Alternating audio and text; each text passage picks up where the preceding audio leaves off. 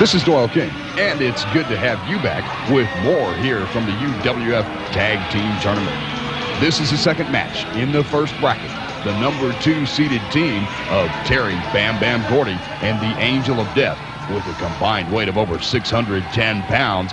This was the biggest team in the UWF tournament. They faced the number 7 seeds, Terry Taylor and Sam Houston. Terry Bam Bam Gordy and the Angel of Death. Jim Ross and Cowboy Bill Watts with you from the Cowtown Coliseum.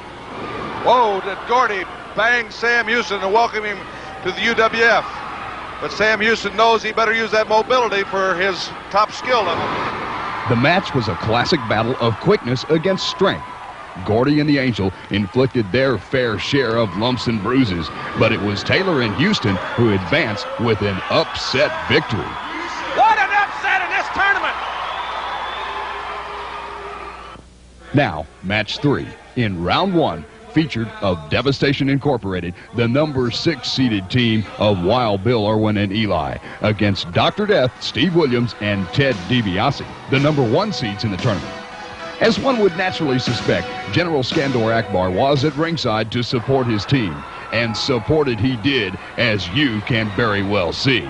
Got to get your focus on what's going on in the ring. That's why Akbar is such a valuable tool out there. Look at him whip Ted DiBiase.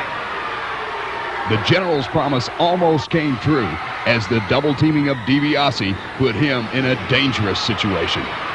The referee was distracted, but Dr. Death wasn't. Get out of there. They're double teaming on Ted, but Doc went on around anyway.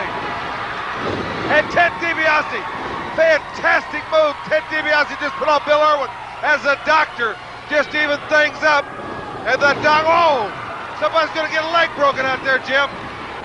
1, 2, 3, a cradle, and Ted DiBiase and Dr. Death, and now you see why they're the number 1 seed. DiBiase and the Doc are truly an awesome combination. However, they were yet to see the end of Devastation Incorporated. Match 4 of round 1 saw the long-awaited return of the gentleman Chris Adams, as he and Iceman King Parsons, the number 8 seed in the tournament, battled the fabulous Freebirds Michael Hayes and Buddy Jack Roberts, who were seeded 4th. This match was a seesaw battle, but Adams' conditioning edged out Michael Hayes' ego in the end, as a high-risk move by the Freebirds allowed Adams to super kick his way into the semifinals. Adams is fighting. Buddy Jack's going up for the coup de grace. Buddy Roberts! Great move. He missed Adams! Adams! Oh, right on the jaw. Right on the jaw. The master of the super kick. Chris Adams inside cradle. And the fall. Things looked bleak for the Birds after their blunder as Hayes and Roberts began to argue. But Adams' attitude and execution were peaked. His temper was in line, and he proved to the world that this was no show. The super kick is his eye of the tiger. Just ask Buddy Jack Roberts. The first match of round 2 was the most unusual matchup of the night. It pitted 2 teams that would ordinarily not wrestle one another because of their friendship. It pitted number 1 seeded Ted DiBiase and Dr. Death against the Iceman and the gentleman, Chris Adams. The match was hard fought and, as you might expect, scientific.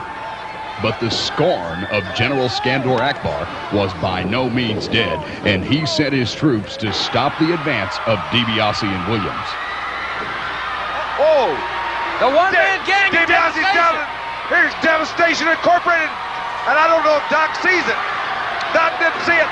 They've jumped DiBiase. There goes Doc. He sees it. Chris Adams is coming to help. Iceman's holding Chris Adams back. Looks like Devastation Incorporated fighting Doc and Akbar is whipping him. That's 4. There goes Chris Adams to help. What's Iceman doing? Iceman, get out there and help your buddy. Iceman's wanting the referee They're still outnumbered. He's telling the referee to count. Iceman's the legal man of the ring, and Dr. Death's the legal man of the ring. Chris Adams is helping, but the Iceman has stayed behind, and the referee is counting. He's counting Doc out of the ring, apparently. There's no disqualification because neither team is associated with Devastation. And Iceman is staying in the ring, and Fergie is apparently counted Doc out of the ring. Parsons' hand was raised in victory, but as Adams proved with Freebird Buddy Roberts, he wanted to win by pinfall, not by paper. Bring them back. Bring them back, and let's wrestle. Bring them back. Wait a minute. Wait a minute. It's over with, man. We won. We won, man. We in the finals. We in the finals. I don't want to win like that. I want to wrestle him here fair and square right in the middle of the ring right now. Adams was so intent on this fact that his homecoming not be marred by this particular event that he refused to tag with Iceman King Parsons, and he refused to be a part of his team in the finals. The UWF accepted this decision, and in the interests of fair play and in the progression of the tournament, they held a coin toss to see who would continue, Adams or the Iceman. The gentleman won the toss, and he was allowed to choose a new partner. He chose Savannah Jack. In the second bout of round 2, the number 7 seeds, Terry Taylor and Sam Houston, took on number 3 seeded Rick Steiner and Sting. The quickness and the strength of these two teams made this a breathtaking contest, consisting of nothing but pure athletic skill. At one point, the match looked like it might go to a time limit draw, but the balance was shifted by the outside interference of Missy Hyatt and Hot Stuff Eddie Gilbert. Once again, the pair pushed Steiner and Sting up a notch, this time into the finals. Terry Taylor and Sam Houston have just been eliminated. At that point, the final match was made. It was to be Chris Adams and Savannah Jack against Steiner and Sting.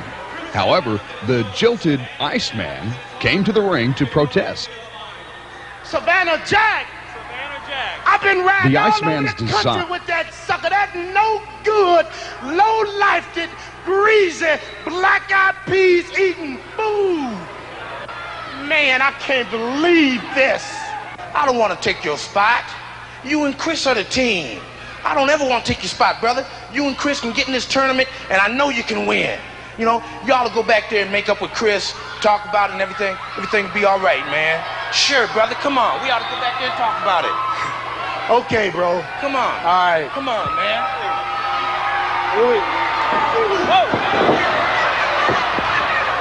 The Iceman's desire to make it to the finals overcame his common sense. He lost friends, he lost respect, and he lost a shot at the tag team title. He also put Savannah Jack out of the tournament with a shoulder injury, which meant that Adams was now without a partner.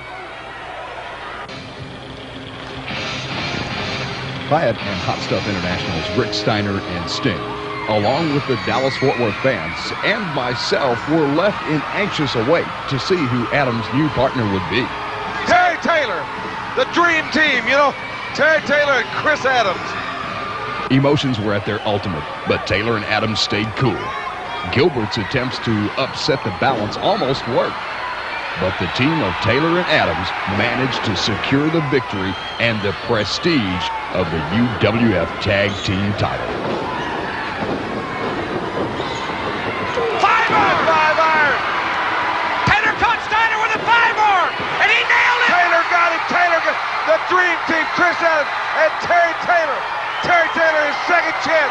He didn't blow it, and they've got the titles, Jim. Gentlemen, Chris Adams and Terry Taylor are the new Universal Wrestling Federation Tag Team Champions.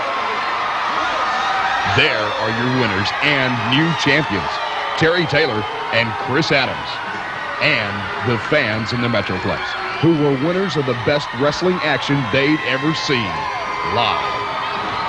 I'm Doyle King for the Universal Wrestling Federation.